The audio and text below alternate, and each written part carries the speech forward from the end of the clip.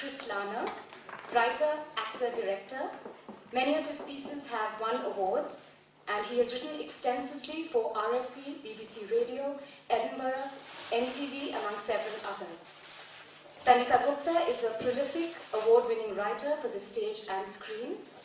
She has been awarded an MBE for services to drama, and her next play, The Empress, will be staged by the Royal Shakespeare Company next year. We have with us again the inimitable Girish Karnad, who needs no introduction.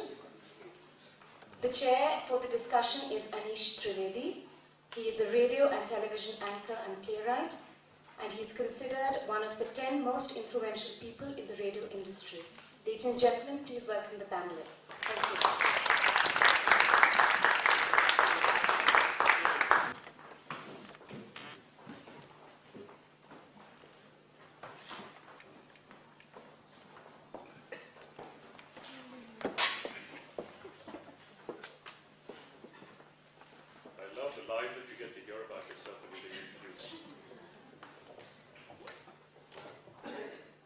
Good morning, ladies and gentlemen. It's not often that the experimental theatre stage at the NCPA has 4 playwrights on it instead of actors.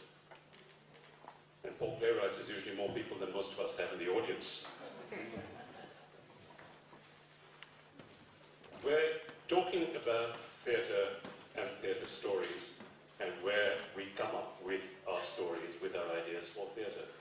But before we get into that conversation, I realize that a number of you don't know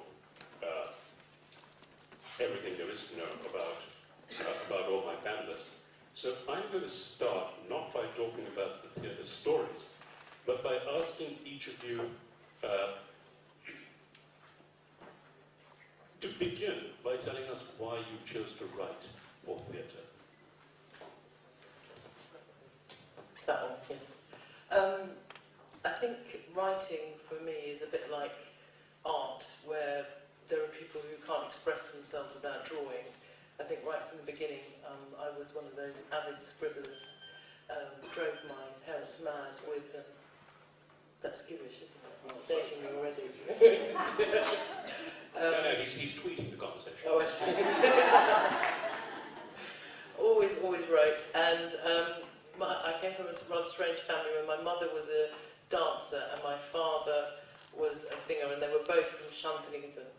So they were always acting and dancing and singing. So I was brought up in a house where writing and the arts was very, very celebrated. And I was very lucky that when right from the age of 8, when I said I wanted to write plays, rather than saying, no, you must be a doctor, lawyer, accountant, dentist, they said, yes, you must be a writer. And even when I got my very first job as a community worker, my father was distressed because he said, I thought you wanted to be a writer. I said, yes, but I have to earn a living first. So for me, the hunger for theatre and live performance came from a very early age, and it came from the family. And so I was, in a sense, born to it. It feels like. Chris, you went a rather... I expect first to be an actor, and was writing then secondary choice? Yes, it was. I always acted right from the cradle, really, and I was always a show-off. So getting into acting seemed a natural thing, and the impulse to write for theatre sort of grew as I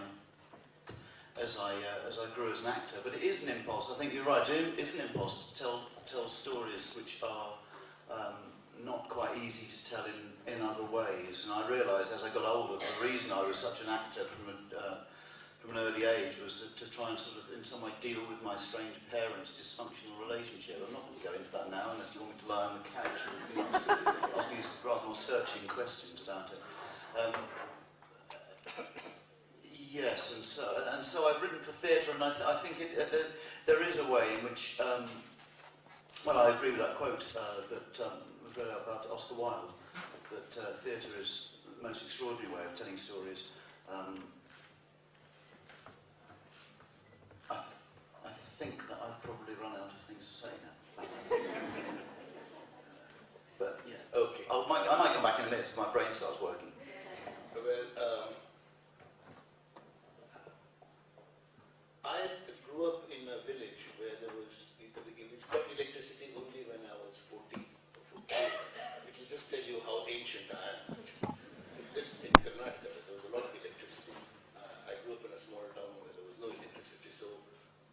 only saw, the only entertainment possible was theatre.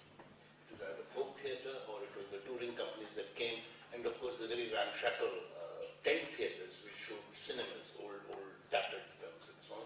So I grew up on these, the only idea of entertainment there was either the plays you saw of the touring companies or of the folk theatre, or of telling stories continuously in classes and so on. In fact, if a teacher failed to turn up, I remember one of the class students would be asked to tell a story.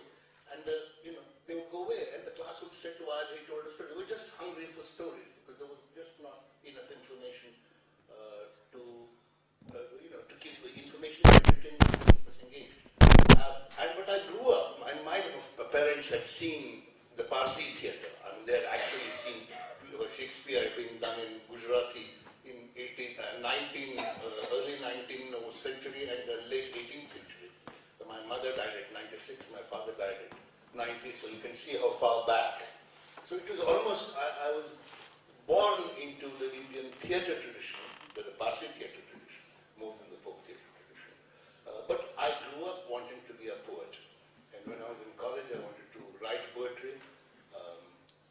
My aim was to write poetry in English. I wanted to go abroad, and I could already see it. W.B. Yeats, T.S. Eliot, perhaps W.H. Auden, then Girish Karnad, in that order. And then, just before, when I was left for England, I got a scholarship to go to Oxford, and there were all the sketches about which I'll talk later. Suddenly, I found myself writing a play. And I wanted to be an English poet, but I wrote the play in Kannada. And I wanted to, so I was flabbergasted. I mean, there I was, right, doing something that I never expected. I almost wept because it was quite clear that I was not going to be a poet. The crisis that one hoped would create something marvelous just had given birth to a play instead of a beautiful poem. And I decided that was it. I was going to write in Kannada, and I was going to write for theatre. That's how I began to write. That's it. Well, it's almost as though both the language and the form chose me rather than the other way around. Given a choice, I would not have done it. Well, while you still have the microphone, you talked about traditional Indian theatre, which is what you saw your parents saw. One of the things that you've done, and to come to the topic of our discussion this morning, one of the things that you've chosen to do is to take those Indian tales, to take Indian tradition and translate them into the stage. Was that a conscious choice, or was it, with that first play, it just happened to write itself? You see, in the 60s, everyone talked about the traditional Indian theatre. Everyone said, why are we so dominated by Shaw and Shakespeare and the West, and why can't we go back to traditional roots? Except the Marxists. The Marxists thought going back to Indian traditional roots would be regressive. They wanted to be modern. But otherwise, the greatest influence in the 60s and 70s, which came from Gujarati theatre, was actually Ibsen. And we were full of plays which took place in the living room and so on, which were modeled on Ibsen. But people endlessly talked at seminars on what to do with us past and so on and so on. And I was one day sitting with Carl, and I was telling him the story of transposed heads of Thomas Friedman.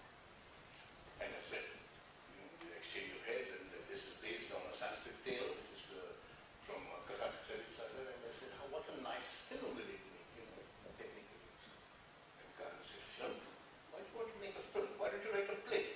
And there, click, there it was, the whole play. I said, my God, yes, masks, songs, dances, music, everything that was in me from my childhood suddenly started taking shape. And I said, this is a perfect play for a mask, the heads get exchanged. I could use puppetry or puppets, I could use music and so on. So, yes, there was a conscious searching. Everyone was talking about it. And, the National School of Drama had done Jasma Odan, a Gujarati folk name done by Shanta. So all that was ready in the atmosphere. But how to do it was a problem. How do you write a modern play using songs and dances and traditional things? It happened with Hayavadana, and after that, suddenly the problem broke for the Indian theatre. Soon after I wrote it, Tendulkar saw it and he said, this is what I've been thinking of right now, I'm going to write it. He wrote Aksharam Kotula. And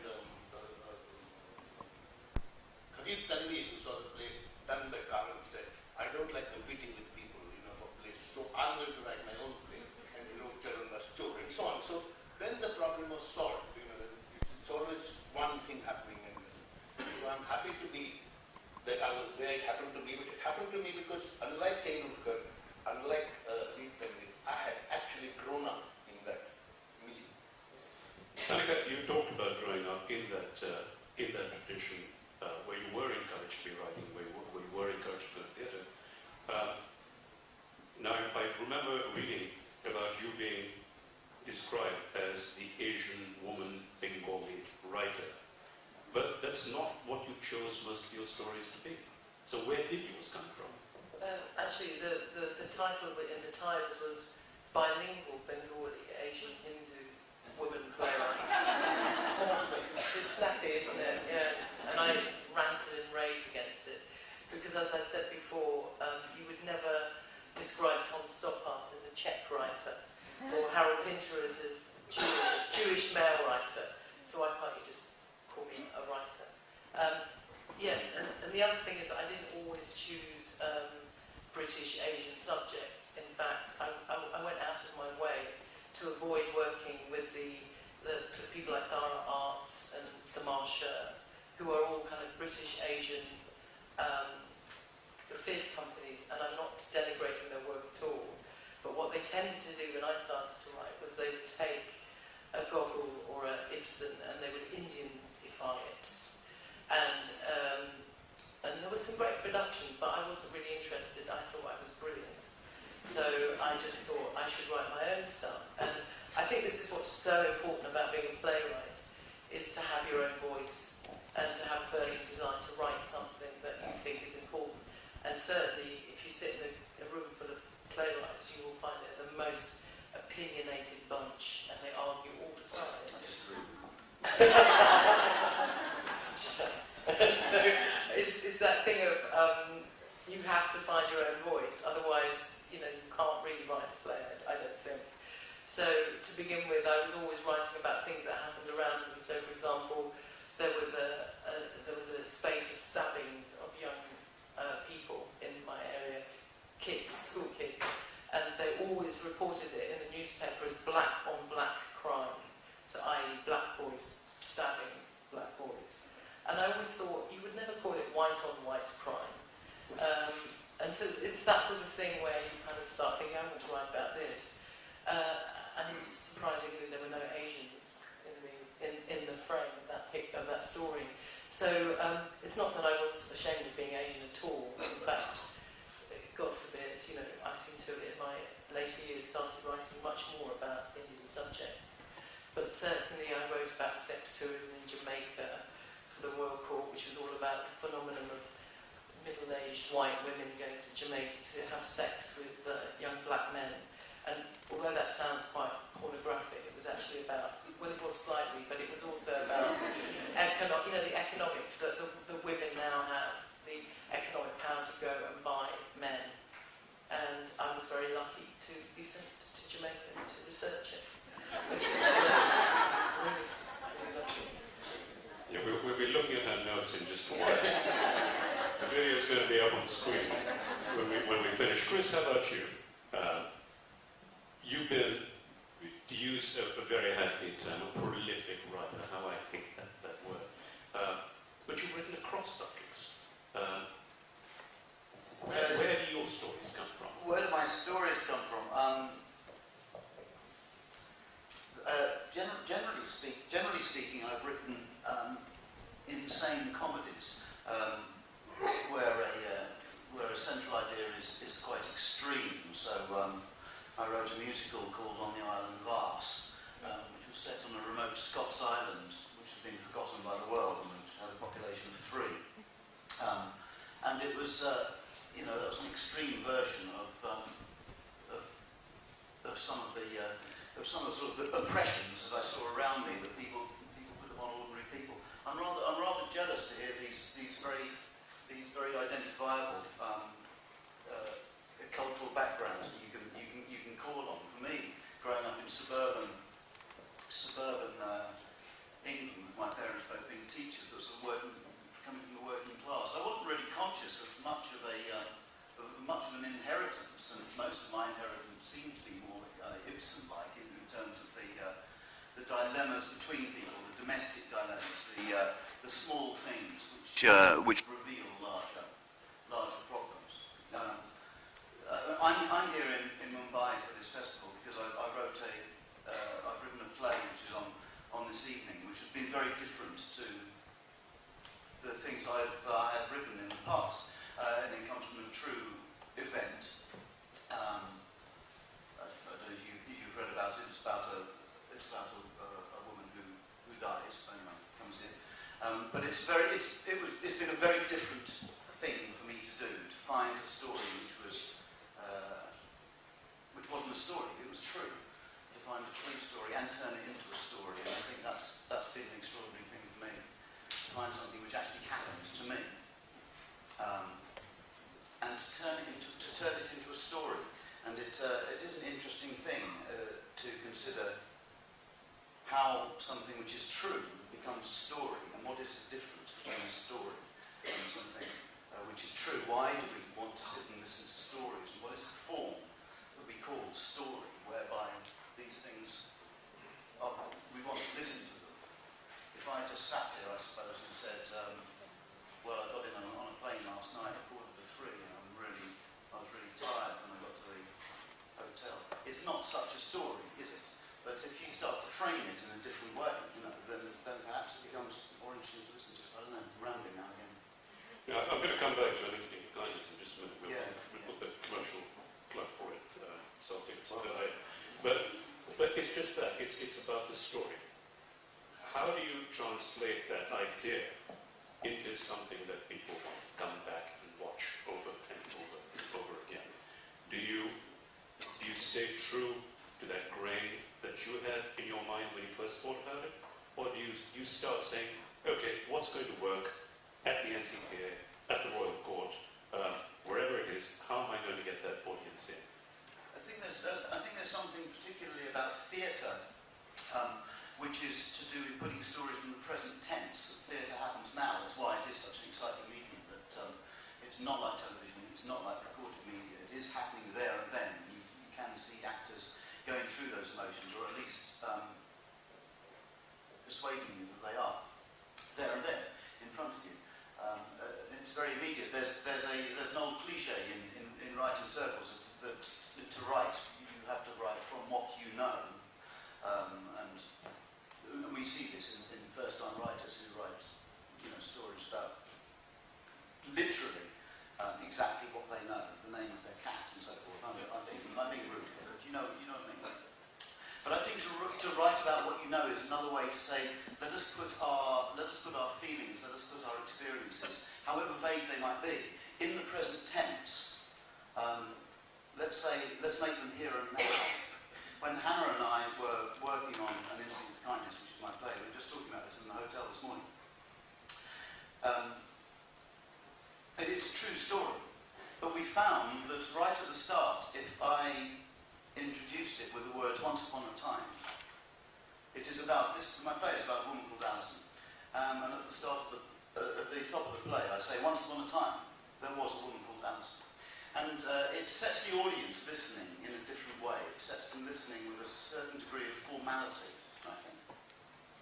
But it also puts the present tense. It goes, "Okay, we're now in the presence of story, and we're all going to go there together." And I think that does quite an interesting thing. Well, you see, in India, what's called modern theatre, it really begins in the 1850s, with the coming of the British, the Victorian companies that came here and performed on preceding stage, and we were imitated, and the money came from the Parsi. So we have what's called the Parsi theatre. And essentially, because it was connected with commerce, this theatre was wedded to telling stories. It was really an entertainment. If you want to know the nature of that theatre, you have to see a Hindi film today, because the Hindi films have inherited all the characteristics of the Parsi theatre. As a result of which, all playwrights who went into this theatre for 100 years were employed to produce something that is said. It had to make money. They were commercially employed. So really, if you look at Indian drama, from 1850s to 1950s, there is nothing worth that. I can't find one play that I can say, yes, this is a great play, this is something that I can put against a Western playwright of the same period. On the whole, the educated theatre, particularly in Maharashtra, was influenced by Ibsen.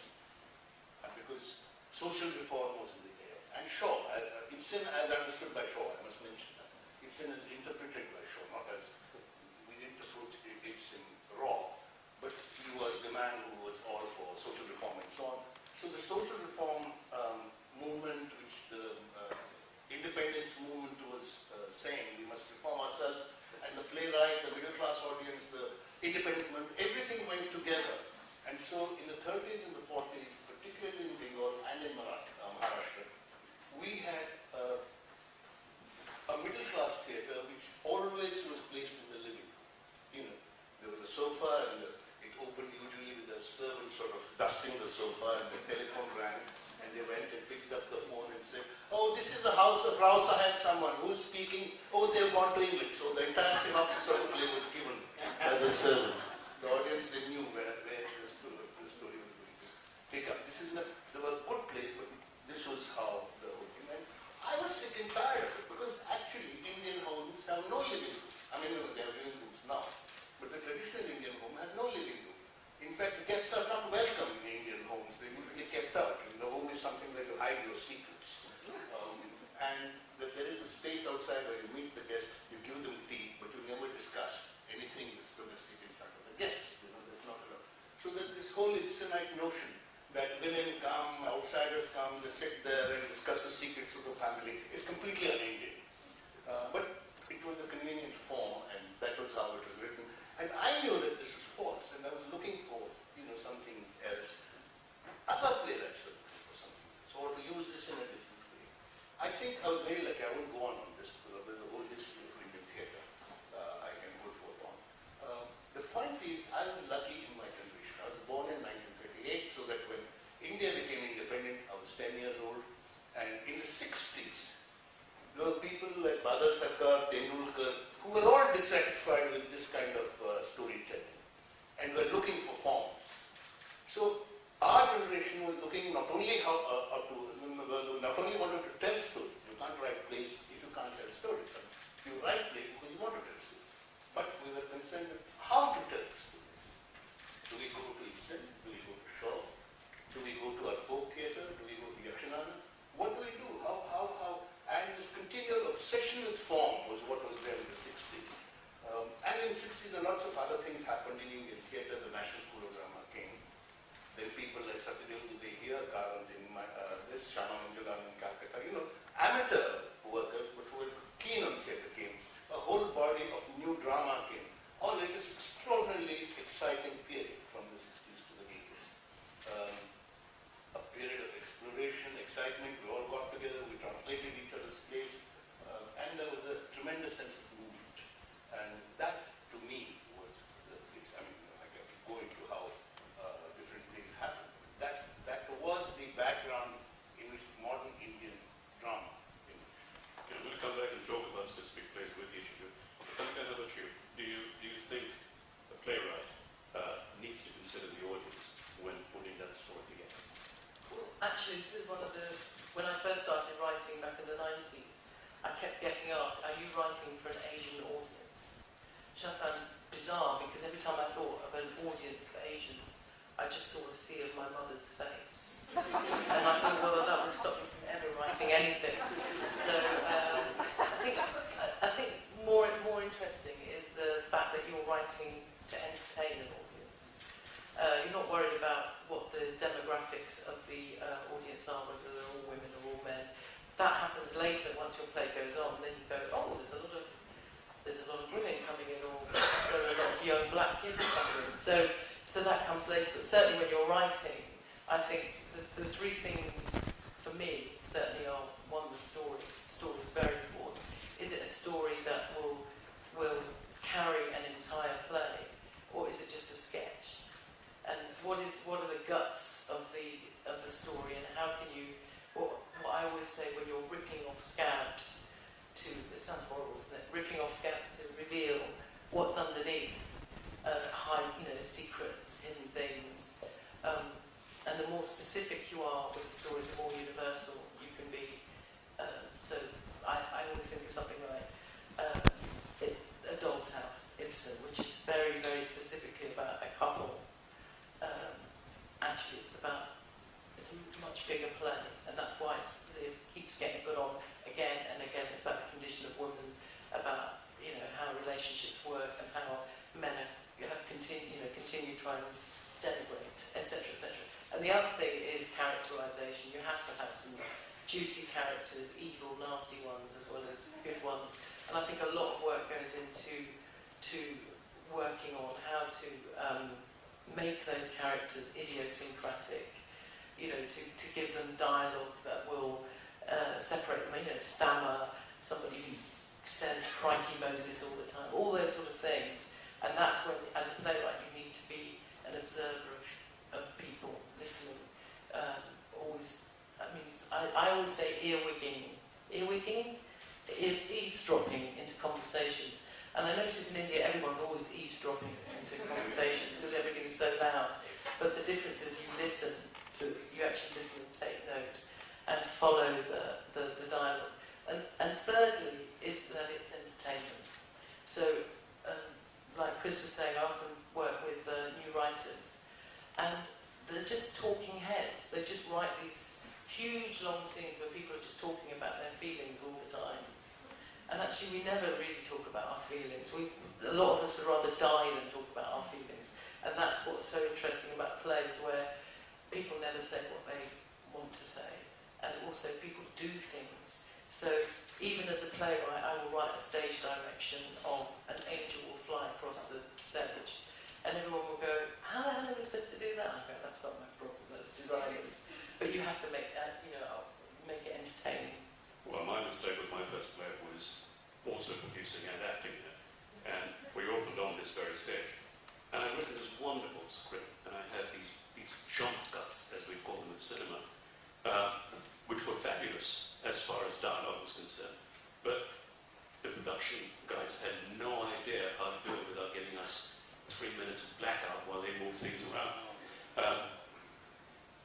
One of the things that, and just to carry on from what you were saying, one of the things that always works in the interval of the play is when the audience says, I know someone like that, or that's me, or that's my life. How important is that in making that connect with the audience? Writing a musical, writing fantasy, writing folk tales, that doesn't happen. But with your other work, do you need to make that connection with the audience to make sure that they keep coming back? The point is, for that to happen, you need an identifiable character on stage. And that kind of character was not there in Indian theatre, on Indian stage, between the 7th century, I mean, you get it in Sanskrit plays, then till the 19th century. They were all gods and mythologies, and the characters were known. You knew Rama, you knew the story, the audience was ready with its empathy. Really, character, I would say that Indians learned psychology, not from Freud, but from Shakespeare.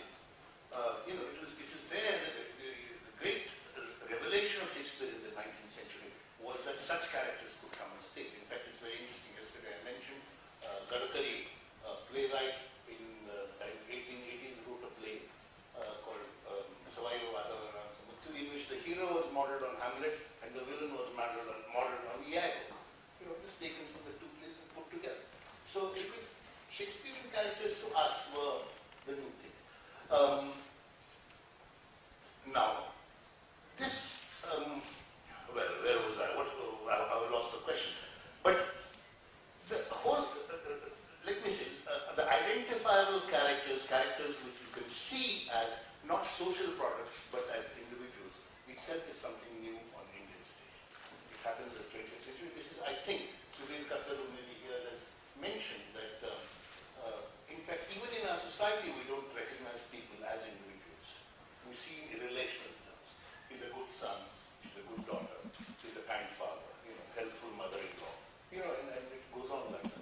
And that happens, or that is conveyed, then transferred to stage. So as a result, we have to consciously break away very often, when I started in the 50s and the 60s, and write a different kind of play, and create a different kind of drama. Chris, let me throw that at you.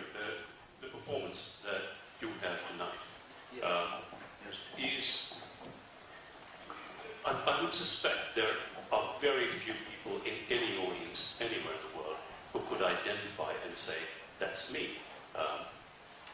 Yet you have you have that connection with the audience. You find the empathy with them.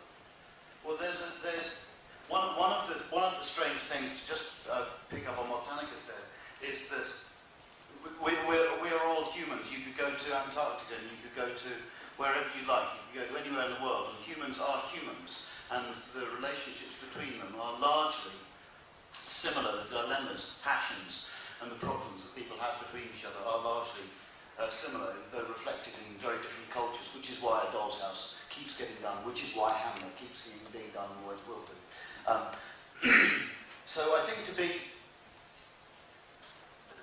you said something about specificity. I'm not specifics, but precise. I can't speak. But if a writer keeps to what he or she does know, I mean, it would be foolish for me to even attempt to write, a play set in an Indian village. I don't know it, but I can write a play set in Harlow, just outside London, in a kind of grisly 1950s housing estate. This is what I know. However, the emotions there, if you tap into them right, the emotions are universal. Emotions and human experiences are universal, which is why in my play, yes, it's about a very specific incident. It's about a very specific character. I'm one of them. My ex-wife Alison is another one. These are specifics, and the specifics of the story are very particular. However, there is a universality of humanity in my play and in other plays, and this is what brings it out. You were saying earlier, I just wanted to come in about writing for a particular audience, and I think that this relates to writing for a particular audience. For me, there is a certain kind of depth in any art, not just theatrical art, but any art, for people who write too consciously for a specific audience, something which is overly targeted. And in literature, I can think of airport books of things that are bodice rippers or pot boilers in those ways. If you target your audience, and people are always saying to me in London theatre, who's this for? What's your demographic? What's your audience here? Well, you could say, okay, it's like one of those ghastly film, when people pitch films, you hear these stories going, well, it's like Terminator, only Gone with the Wind. So what you meant to do is signal off in a producer's eyes the dollar signs going, great, Terminator beats Gone with the Wind, I can see it. But you can't see it because it's not going to get made. Anyway, but people in London are always saying, well, who's this for? What's this audience? And you need to find the money to do theatre. You need to do that. Of course, we need to live in the real world. But actually, we need to live in the real world in order that we can live in the unreal world, which is theatre, in order that we can live more fully in the true real world, which is what theatre comes to. So dealing with getting the money and getting the audience in is kind of, it doesn't really interest me. The thing that interests me is the surprises, is that people say, well, I mean, my play has surprised me and it's surprised other people going, oh my God, here's a story about that. Or here's a story about this specific thing. Here's a story about a married couple in a drawing room in Sweden, which is Norwegian. Oslo, Norwegian. However, it's universal. Look at that. That's the surprise, and I think that's the joy. Find specifics in what you know. Write about that, and if it's true, it will be universal because we are all humans. Okay, we've got a number of playwrights and would-be playwrights in the audience who I met earlier. When you write about the things that you know about, and you bring your experience there, what happens to every first-time playwright, every first-time author, you pour your entire life story into that one play, or into one novel, or that one speech that I'm doing right now. Where's the next one? Where's the next play? Where's the next book? How do you, once you've done your experience, how do you then find the story for the next one?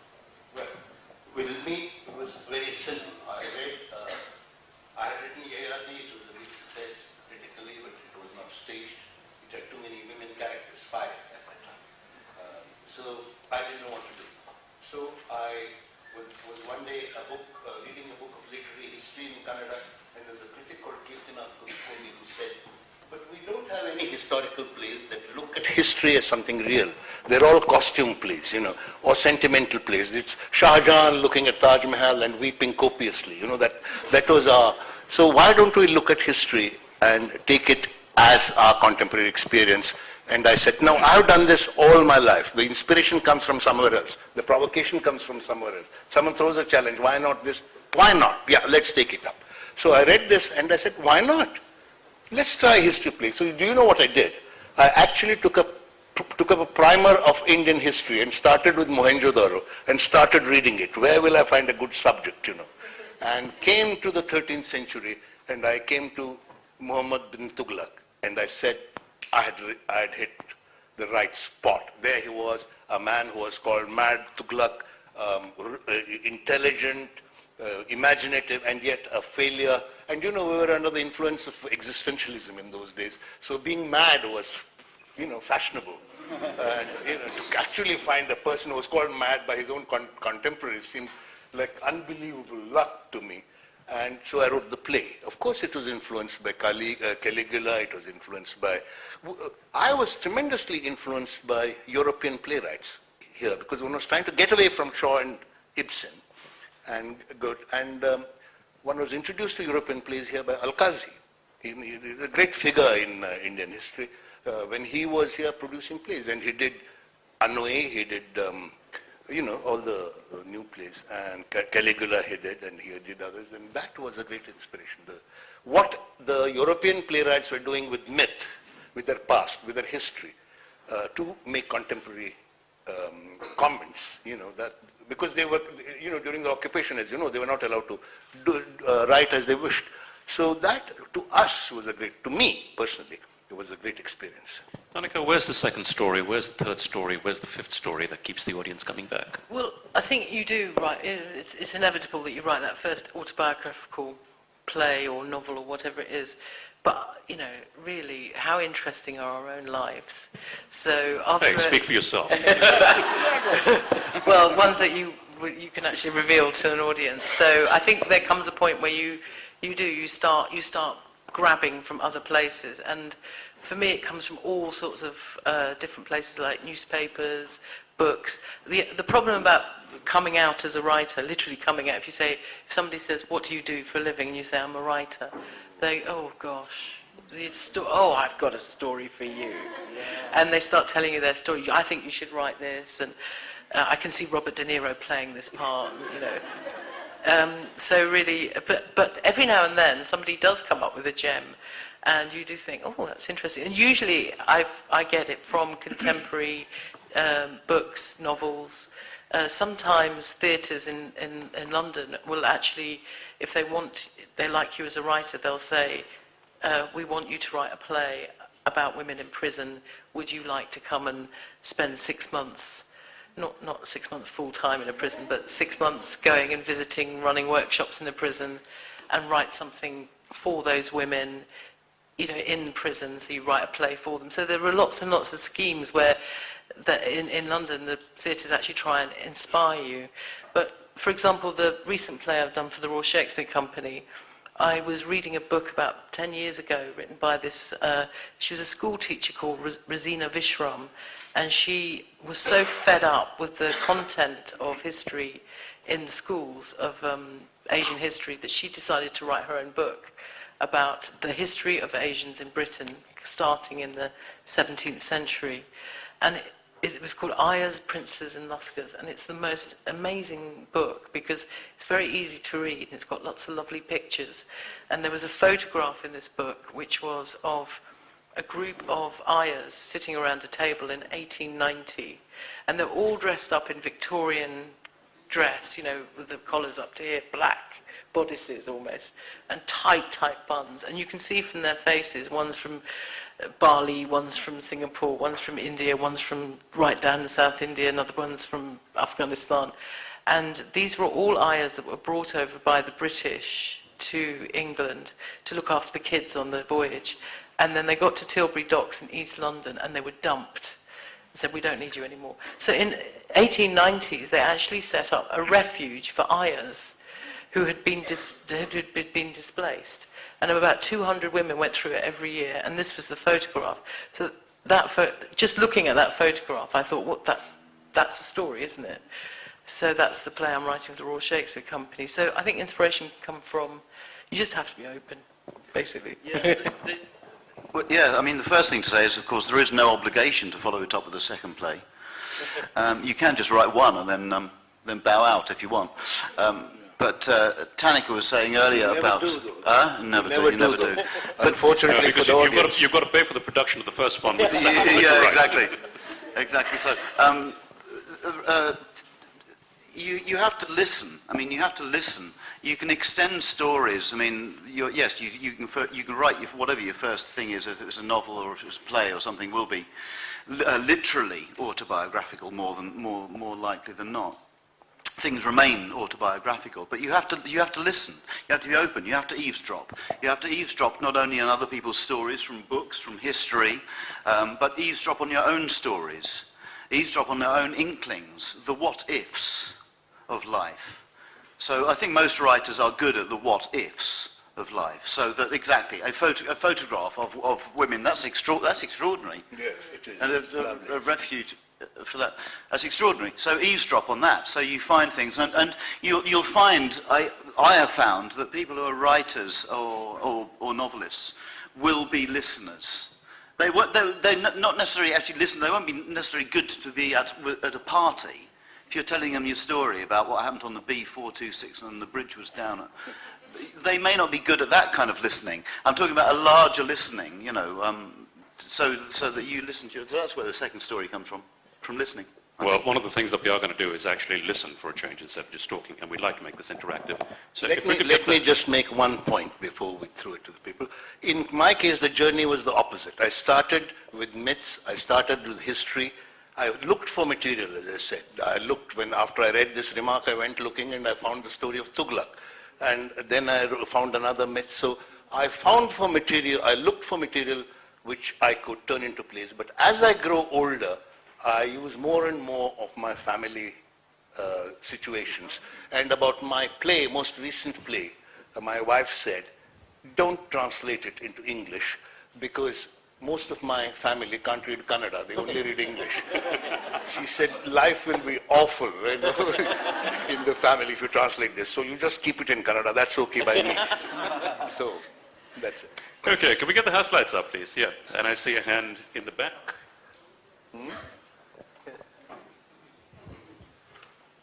Ladies and gentlemen, we have a request. Please stick to one question per person and keep it short and relevant to this topic. Thank you. And please don't always expect an answer.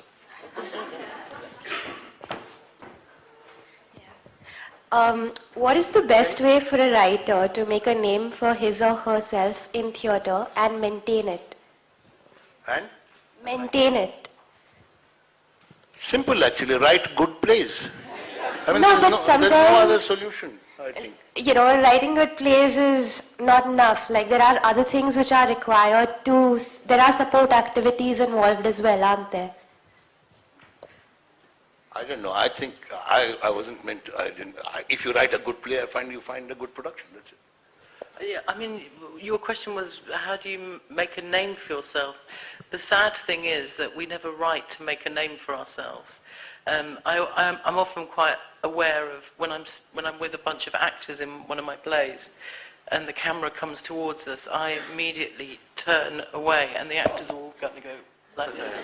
And I think that's the difference between an actor and a writer. I don't know what you do. It must be very, very confusing. I turn away and towards the camera at the same time, which not only gives me a schizophrenic disposition, but also a crick in my neck. But you certainly don't do it to make a name. You do it because you can't help yourself but write.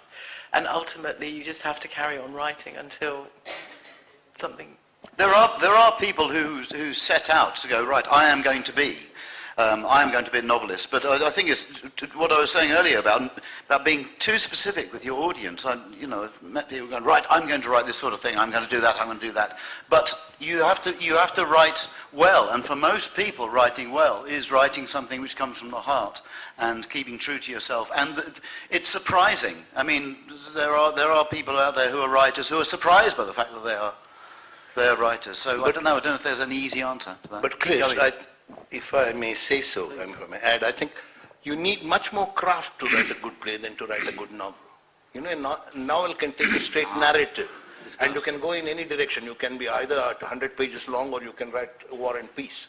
But with a play, there are so many conditions. It has to be within 2 hours. It has to be, the cast has to be limited, and you have to be able to produce within that. I think that requires some discipline, training. There are material considerations for writing a play, But also I think with theatre it's actually much more collaborative. I mean, again, with novelists, they do spend probably too much time on their own writing and agonising over a sentence. And I'm not sure that, I don't think I could write a novel, maybe later. But at the moment I don't think so. But because one of the things I love about theatre is that you are stuck in a room for a while, but then eventually you meet actors, you rework the play with actors and a director. You know, the play is never finished until press night. So even once you've rehearsed it and you've put it in front of an audience, you then sit back and watch the audience to see if it works. And you're changing things all the time, until actually the actors go, stop now. I have to learn it. It's the continuing negotiation of There is, conflicting egos. yes, E.M. Forster in his Aspects of the Novel has a line. He talks about novelists who think they'll make their name now by writing for the theatre.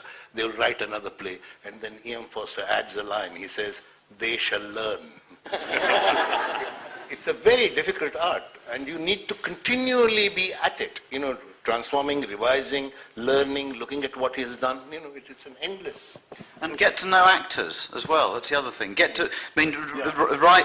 Write something and get it performed. However, because it's only when you put your words in the mouths of actors and see them living and hear them living that you go, I see.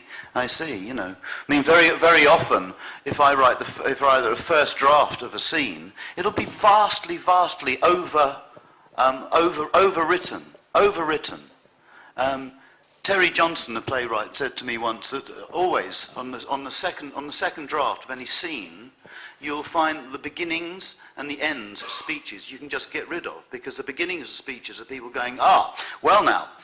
And at the ends of the speeches, people are concluding that. And it's because you, as a writer, need to do that. You need to change voices. Okay, so now I've got character 2 speaking. So, it's interesting what you say there. So the second time you go through, you just get rid of that. And when you work with actors, you'll find that. The economy is something. And people who are not used to reading the scripts will often go, well, there's nothing in here, because there'll be a line where a character will go, you mean that? And it has nothing, but you imbibe it with the humanity or the drama that's going under it, then the words are enough. Okay, I have another question here. Yesterday we had a writer here who said that she had written her first book, which was reasonably well received, and there's a tremendous amount of pressure on her to write the second book on the same type of story that she wrote the first time. Oh yes, do it again. I just wanted to know whether, even in the case of theatre, if you're one of the lucky people whose first play is a hit, is there a lot of pressure on you to keep writing maybe a comedy again and again and again, or another genre of theatre again and again, and you can't really switch between different types of theatre? Can I just say, because I've just got a quip and then you got on, because I haven't got anything. Again, Terry Johnson said to me, I was working with him as an actor, not as writer. And he had got some script in with the Royal Court. The Royal Court was going to do, and someone else was interested in it as well. So he said to me rather feverishly, he said, "Well, I'm rather hoping to hear that there's a bidding war being started." And he then got commissioned, I think by the RSC actually, to write something. He said, "The trouble is, they want me to write a Terry Johnson play." So exactly. Well, I was in my answer to that question, I wrote a play. As I said, my first play had 4 female characters and 2 male characters, and the amateur theatre in Karnataka was so without women, or it was not considered very respectable in those days, that my play was not produced for 7 years. So I was so angry with it that I said, I'll write a play with 40 characters now. And I wrote Tughlaq, and it was all grand, and people came and went and were killed and were falling, and there were big crowds and so on. The play got done instantly. Not only was it done instantly, but it's being done now after 50 years in Delhi. So what happens to a play is very difficult to say. You know, the fate of a play. The playwright has to work out for himself. The temptation to repeat oneself is very strong, but you can't repeat yourself. Even that's not too easy. I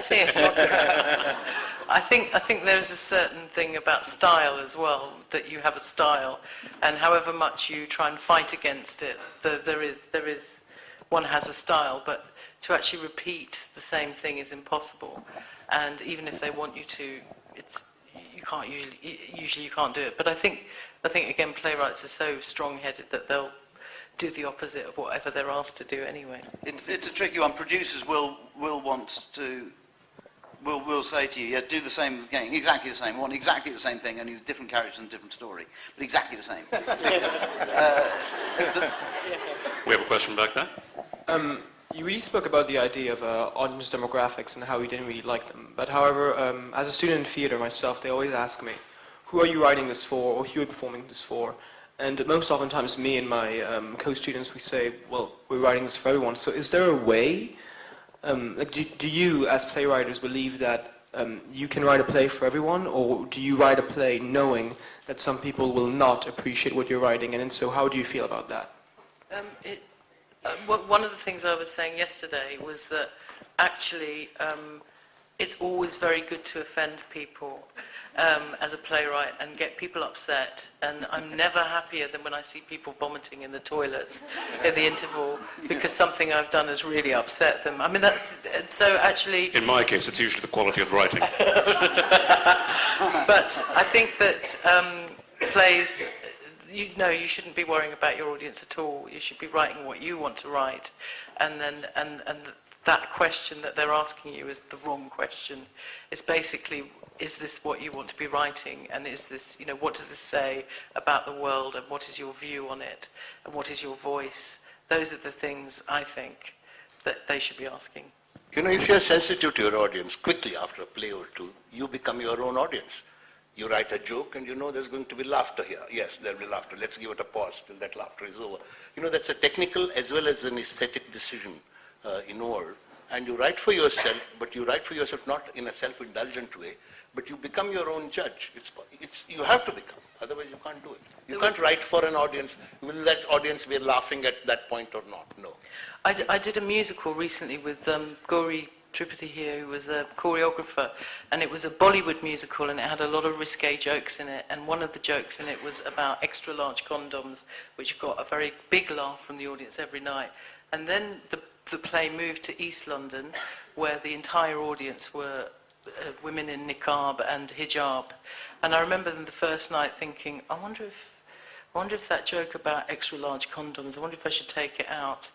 And of course, when it came to that joke, they all fell off their chairs laughing. And I did think, how silly of me to assume that women in hijab won't have the same sense of humour as everybody else. So you can never prejudge your audience, and if you do, then you're in trouble. There are certain parameters, obviously, that if you've got big money coming in and you're writing a musical which has got which is meant to be being the next Billy Elliot or whatever the equivalent is in India, I don't know, then I don't know, there are certain things you don't do. But Billy Elliot was not a bad example, actually, because Billy Elliot, there you go, you got a 12-year-old, 10-year-old boy on stage, and the first thing that happens is him and his friend just swear endlessly.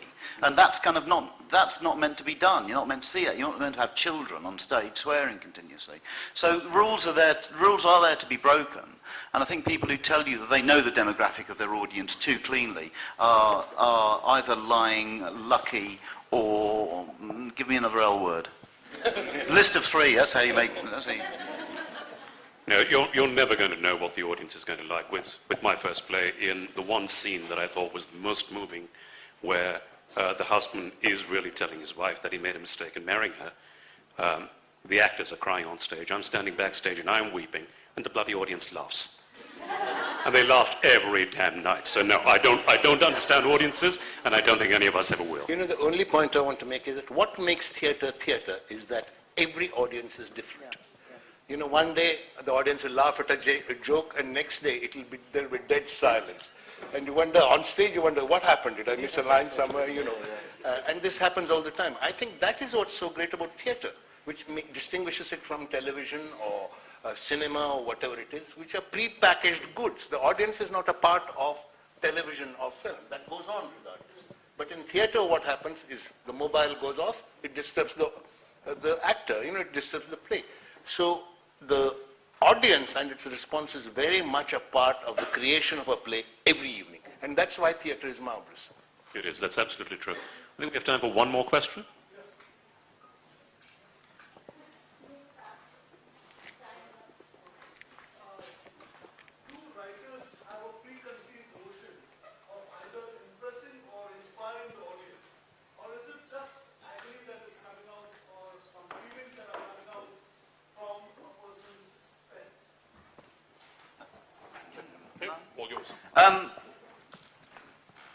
That's very interesting, and it's a slightly different version of the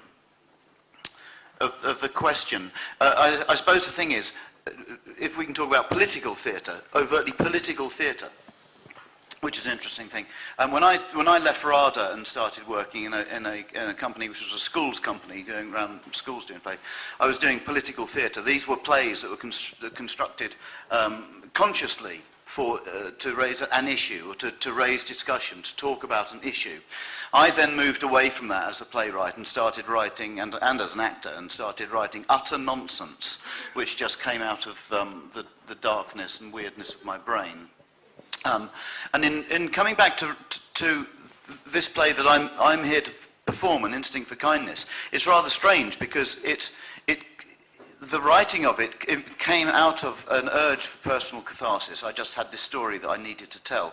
It is, however, turned into something of a political animal and has turned into a vehicle for discussion and debate, and has raised, you know, is getting interested. So I think, again, going back to what we were talking about the audience, you can't quite know what it's going to have. And, you know,